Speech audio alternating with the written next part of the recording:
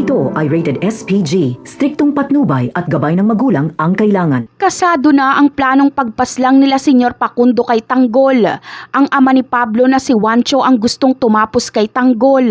Kaya ang kailangan lang nila ay mapapunta si Tanggol sa kanilang bahay.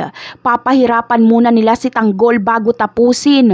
At gusto nilang makita mismo sa kanilang mga mata ang paghihirap at pagmamakaawa ni Tanggol.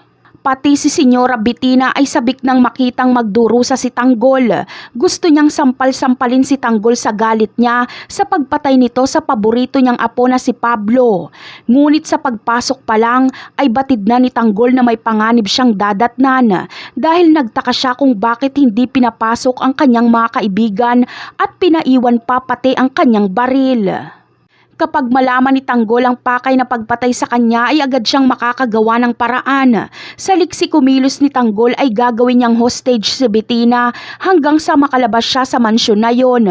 Imbis na si Tanggol ang kanilang iisahan ay sila ang maiisahan ni Tanggol. Makakatakas si Tanggol habang hostage niya si Bettina. Pakakawalan niya si Bettina sa may putikan. Samantala, pati si Marcelo ay kakalabanin si Senyor Facundo kapag hindi nito itinigil ang pagtugis kay Tanggol.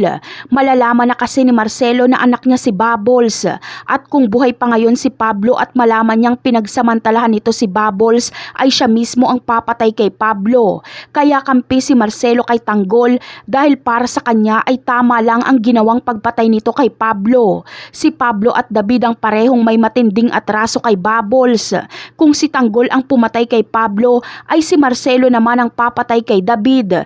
Kaya abangan na lang natin yan. Bye!